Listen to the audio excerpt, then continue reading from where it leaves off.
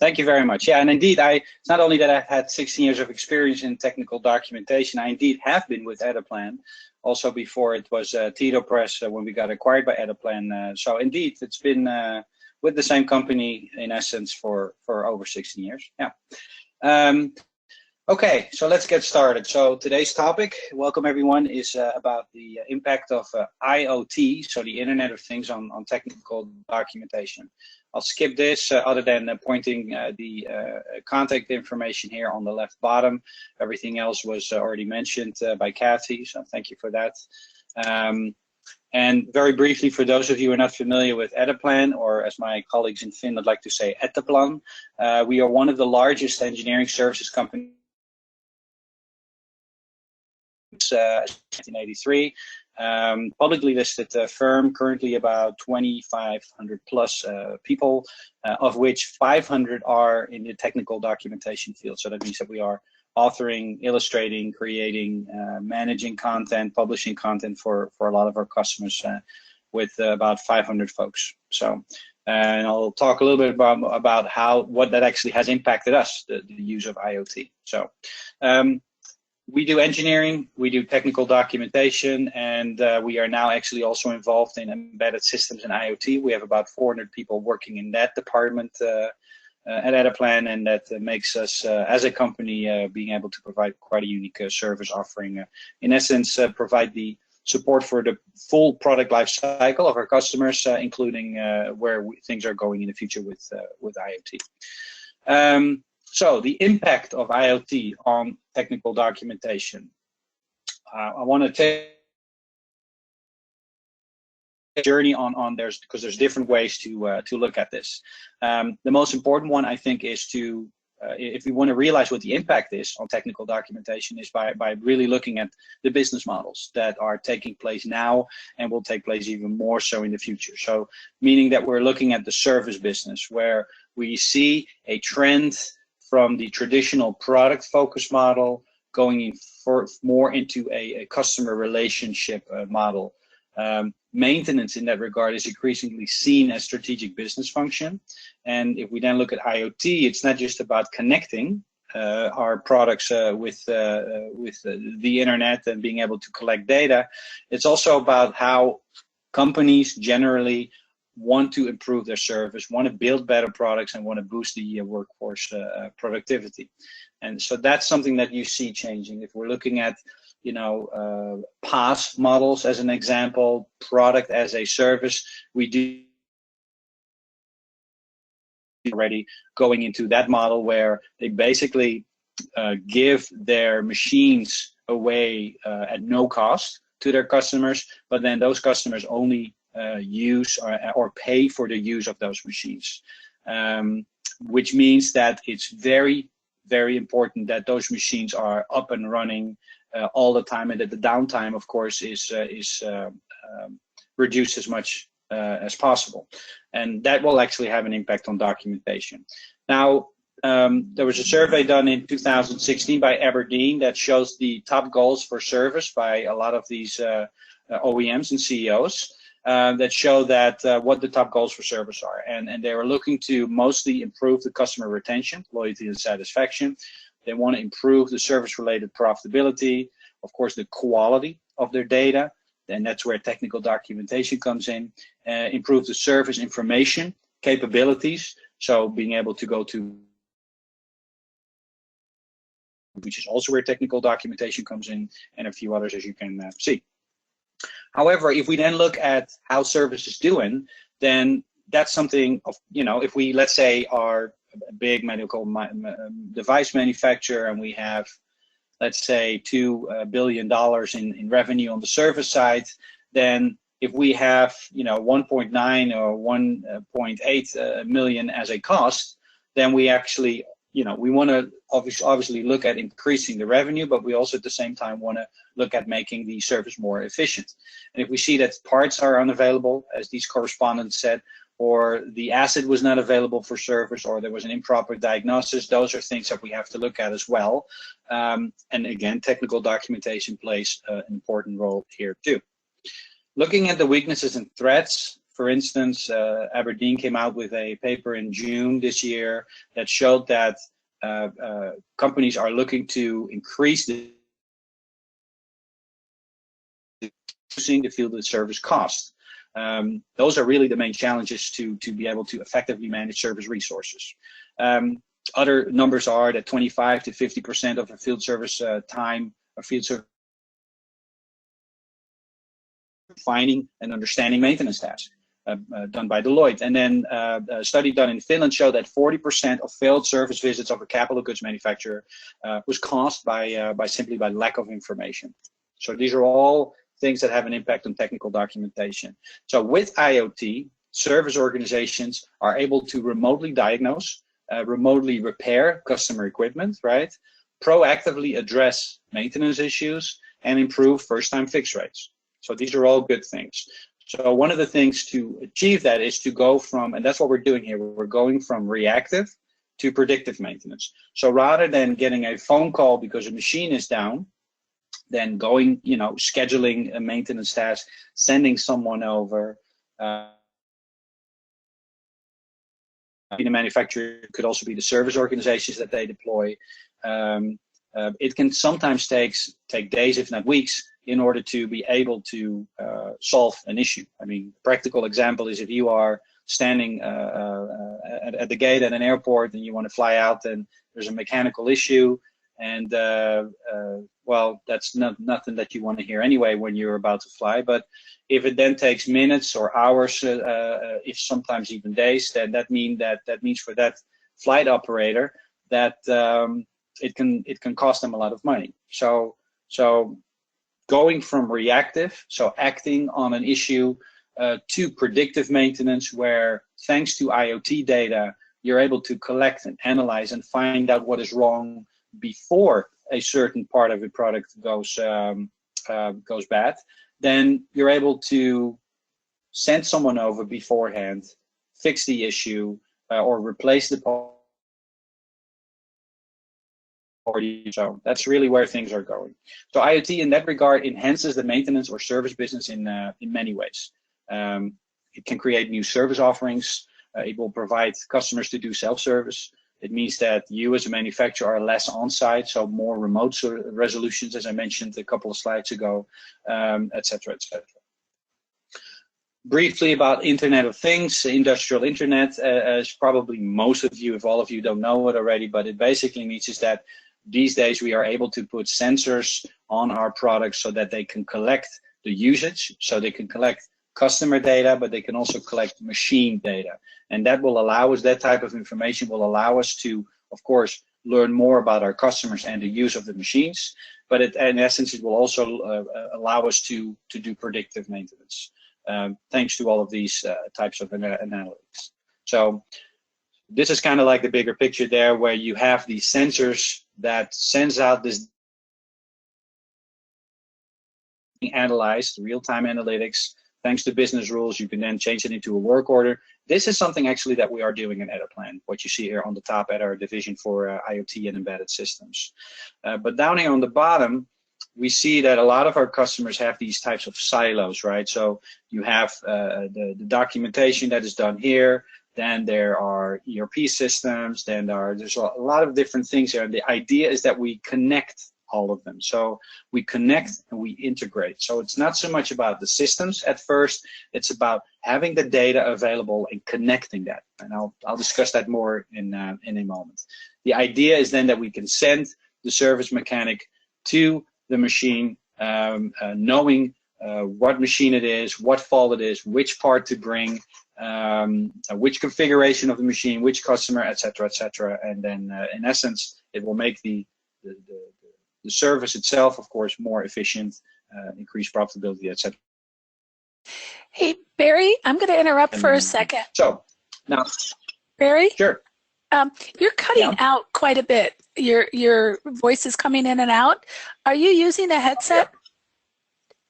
No, I'm not, but I can quickly grab one. That will take me less than 30 seconds. Yeah, I think we should try that. We need to change something because we lose you every now and then.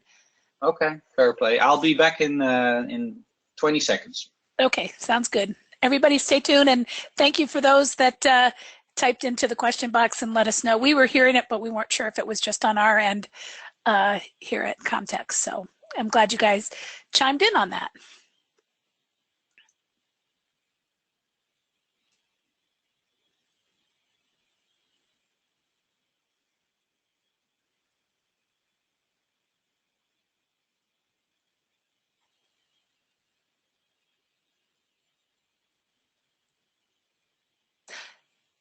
Someone asked if there was no music. We don't have music during the hold. We're just pausing while he puts on his headset and trying to get things coordinated again.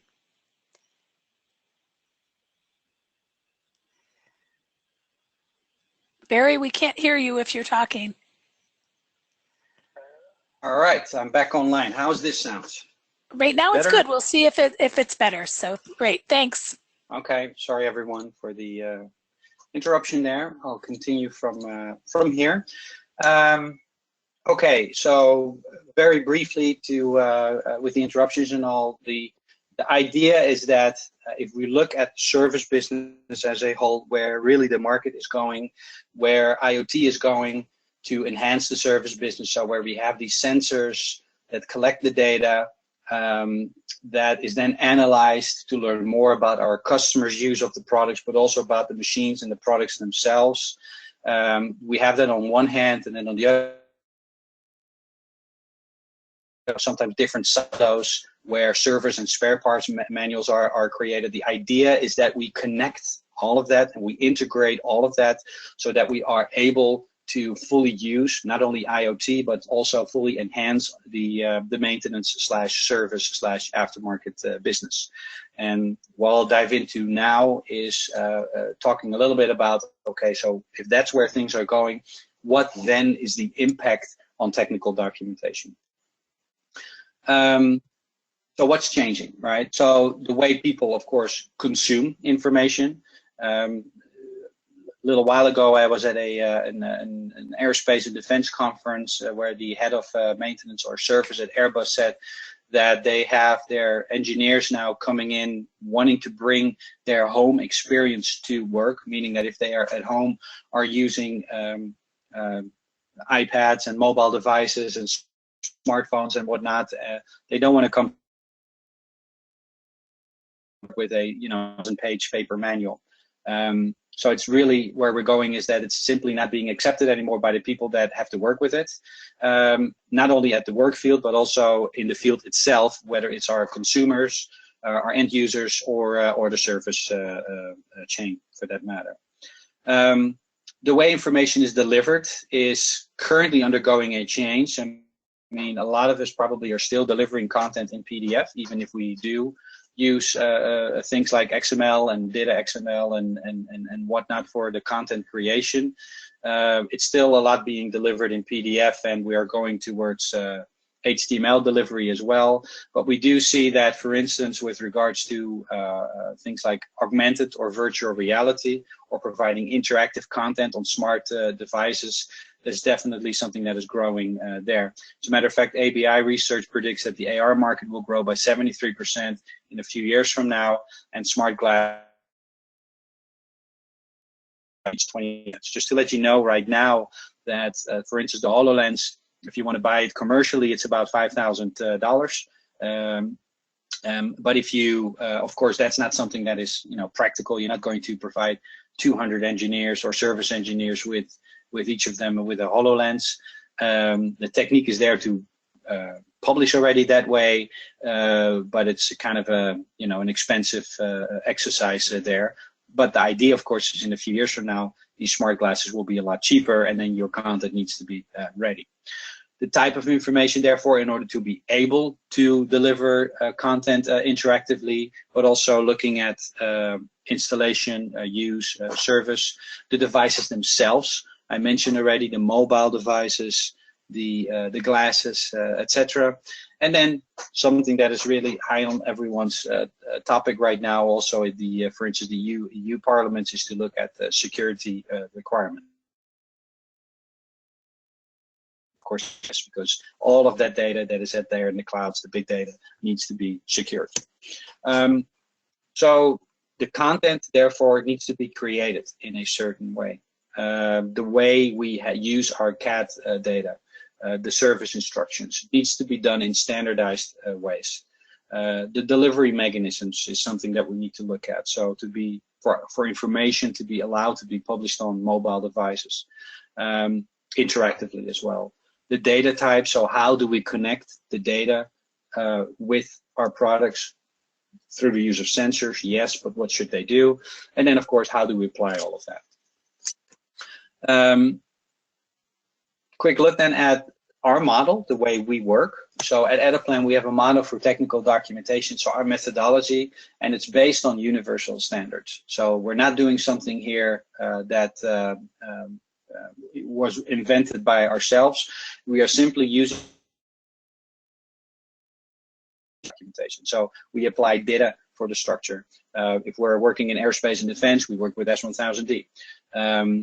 Simplified technical English is something that we apply whenever text is written, and we use that as a source. So even though we have authors in Finland, Sweden, Germany, Poland, the US, and China and the Netherlands, we all author the source language in simplified English. Great for translation purposes, obviously, but also because there's a standard that we can use there. We apply simplified technical illustrations, which is in essence is using SVG or CGM files where we go from 3D data to reusable SVGs or CGMs, as I mentioned.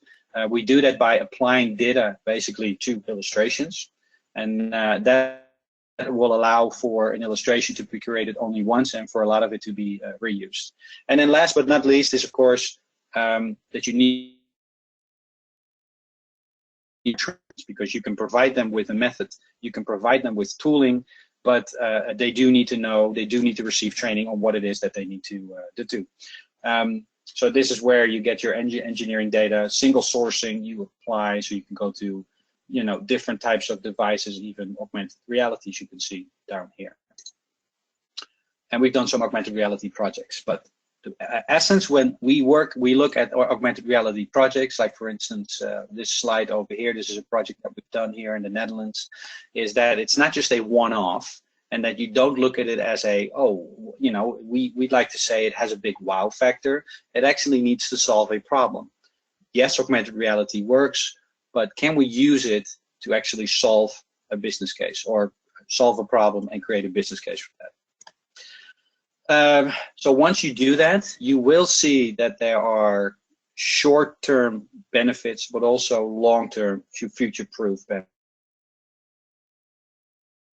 Information is easier to find, understand. You're already saving the downtime by improving customer experience, whether you already are connecting to IoT or not. So by having your content done in a certain way, you'll be able to already achieve quite a few benefits there. And then cost savings, for instance, thanks to efficiency, creation, and management of data. But the idea is that we then set up our data so that we can, you know, create that connectivity, so that it's ready to get integrated to IoT. This is a service application that we have that we show how this is done. So the top part here is where this is the data, you know, the new sensor alarms. This is data that's coming from the machines.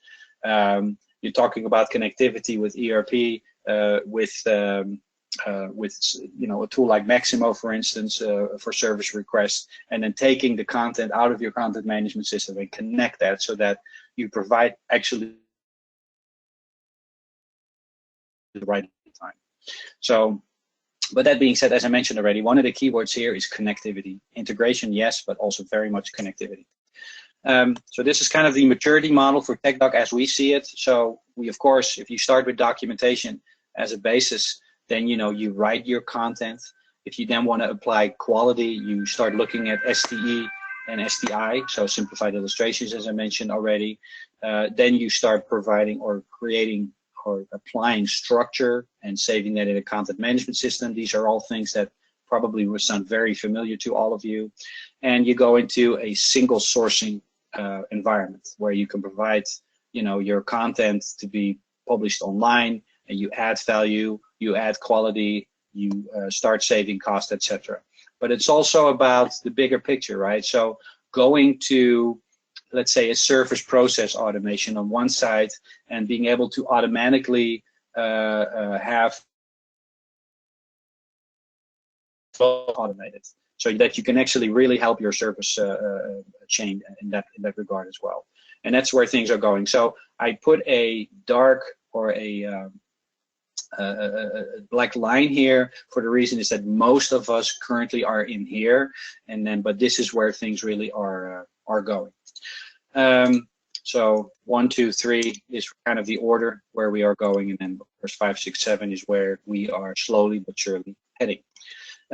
So to conclude this, is that from a bigger picture is that manufacturers and their service organizations, of course, are continually looking for ways to innovate, to optimize their operations in order to increase the customer value, right?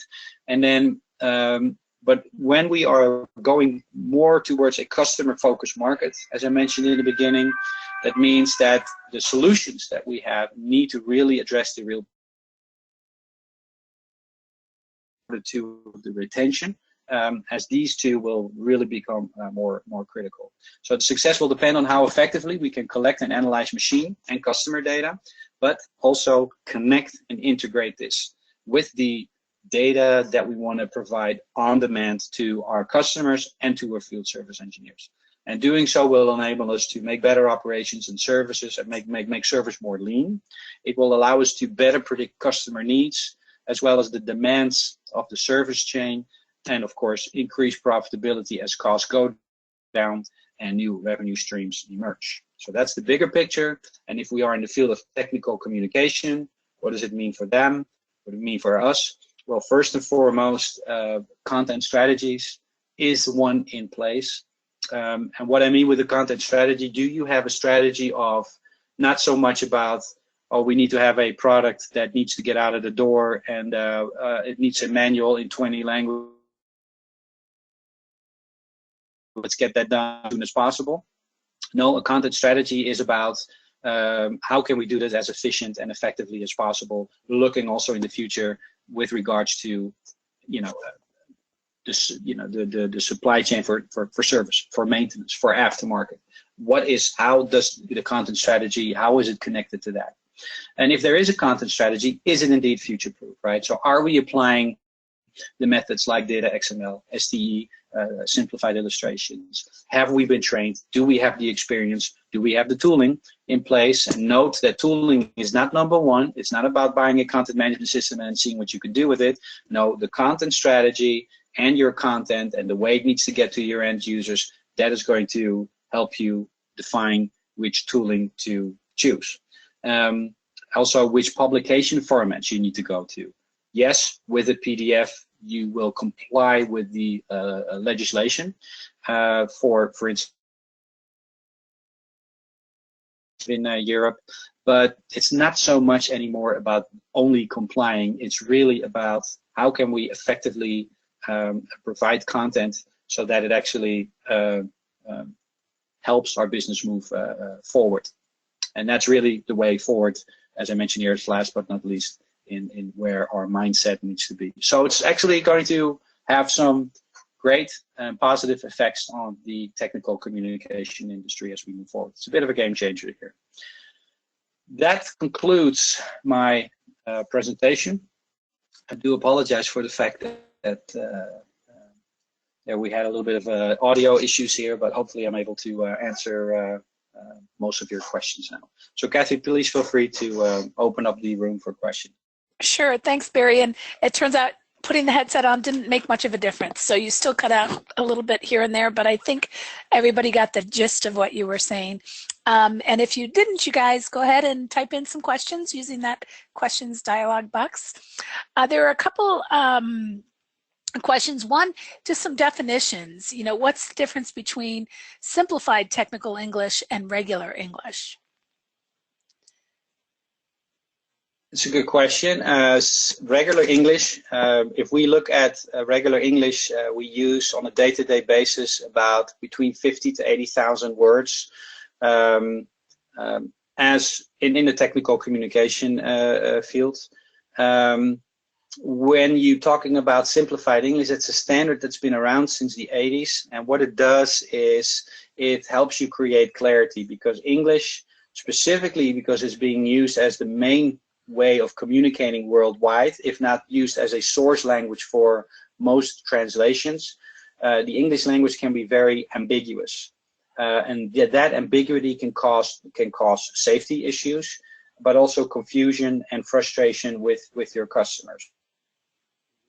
So can you give us some examples? In order to prevent these things, I'm sorry? Oh, go ahead, keep going. I think. Oh, yeah, no. Yeah, I'll just keep going. So in order to prevent those issues from happening is where the standard like simplified English comes along. It's great for saving translation costs, but it's even better for creating clarity towards your end users. And that's what this standard is. It has about 60 plus writing rules, terminology database, and that's something we've been implementing for over 13 years now. Okay, can you give a quick example of some terms that would be part of simplified technical English, well, as opposed? Yeah. For instance, if you want to check something, check the light in a procedure, you can say check, ensure, be sure, validate, verify, examine, inspect, operate, etc., etc. So there's a lot of different words that you can use to describe the same thing. Okay, great. Multiple, or you have multiple words with one meaning, and that's something that you would then be able to solve. Okay, sounds good. And then just also the same idea, the simplified technical illustrations. Can you redefine that one real quick too? With simplified illustrations, it's about a process. It's about, not about a technical author going back and forth or using photos or creating illustrations themselves to visualize what they're trying to say in a manual. It's about if you do it that way, I mean, there's a lot of things wrong with photos. Photos, yes, are quick and easy to take and easy to put into a technical manual, but if that's going to be printed on a black and white printer, you're going to lose all of the things that you're trying to say with that photo. So there is a way of there's a way to you create and manage and publish illustrations in a way that is not only going to be effective for an end user, that has going to have a professional look and feel, that's going to help you save translation costs, but also, for instance, the methodology that we use saves our illustrators 70% of their time, because it's about reuse of illustrations as well. And then an author doesn't have to do all of these things anymore. So it's a methodology that it can be very effectively. Okay, can you talk a little bit about applying data to your illustrations? Well, the idea with that is, if I just go back to that picture here, this one is, if we apply structure to content, so topic-based authoring, for instance, you can do the same, you can apply the same methodology to illustrations. Okay. First and foremost, simplify it. So do not use information that the end user doesn't need. So stick with the need to know, for instance. Then it's much easier to understand for an end user. And then secondly, apply the XML methodology to it so that these different parts of the illustration become reusable. Okay. Earlier you talked a little bit about augmented reality. Can you talk a little bit about how you would publish to that augmented reality, how that would all work? Well, your data, I mean, you can provide, for instance, I'll show something right now. I believe it's this guy over here. Yeah, so now just to show you, right? So if you're talking about a book and you have the topics, and these have headings, for instance, and these headings connect to, or they have text with it. Now you would use that same information, but if I click on play here, it would tell you by clicking or by using your fingers to tap on one of these headings, it would then be connected to a topic that would say remove the coolant fluid cap over here, and it would show an animation on how to actually do it. The other cool thing, if we then connect that to IoT, is that it shows us what the temperature is of that coolant fluid cap.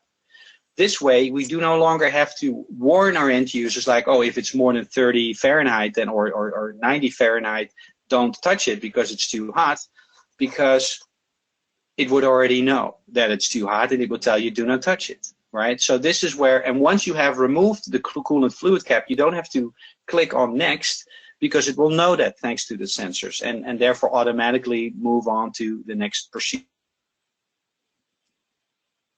comes along. Now, for an augmented reality device, what you need is, of course, augmented reality software. There's many software out there. A device, a hardware device that actually has a camera on it, and then you need to connect that with your data. And then that data cannot be a Word document, obviously. It needs to be in a certain format, data, simplified English, illustrations, etc.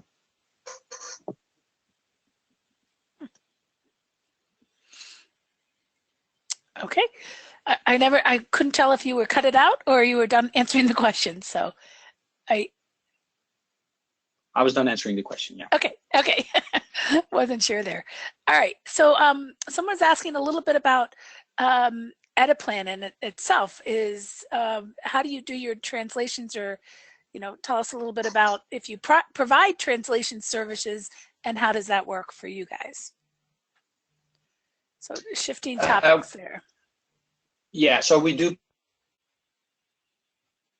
provide services. When we do, of course, I mean, this is for all translation providers. Yes, of course, it's great if you want to be able to provide a translation service to multiple languages, and you have your word count and your word price. But the idea is that we differentiate ourselves from other competitors, and to make it more lean, to make it more cost effective, and to be able to provide quality translations.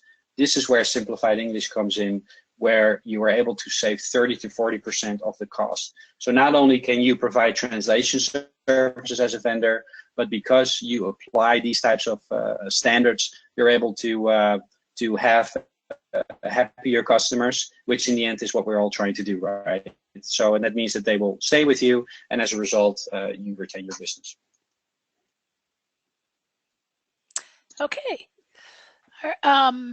So do you find the IoT useful also for software, for,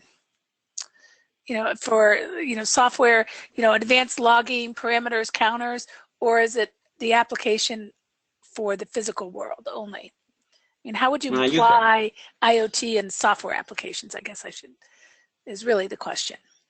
That's a good question. Not on the top of my head, I would have an example there. I mean, and I would see a lot of it being really useful to have indeed in the hardware environment where you can actually look at something.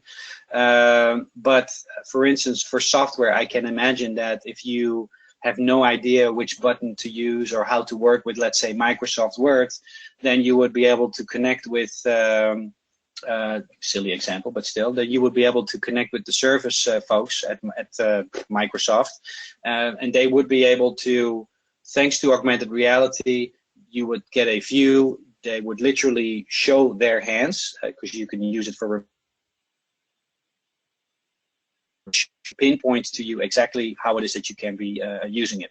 Now, brings up an important part, because augmented reality right now, a lot of people like it because it has a wow factor, right? It's like, oh God, this is great, and look at the thing move and everything.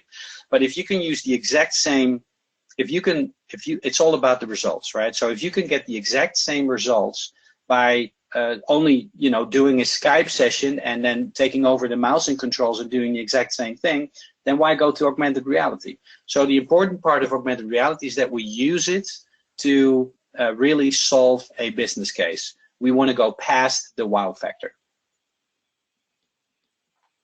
True, very true. Okay, folks, we still have a little bit of time here. If you do have some other questions for Barry, he'll be available. Because at this point, Barry, there aren't any more questions, but let's give folks a little bit of time. Usually the minute I say let's wrap it up, about 4 questions come in. So let's give them some time on that. Sure. You're cutting out a little bit yourself too, Kathy, so it might be the software, the go-to software. Oh, that's interesting. Interesting. Yeah. There is a question about what CMS system do you use at Etteplan?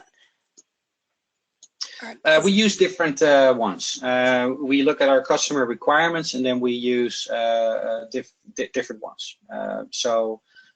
We can work with TimRS by Fischer in Germany. There's another one, Exiasoft, Data CMS, which I'm sure most of you know. We can work with SDL, a Knowledge Center, live content for that matter, ST4 schema.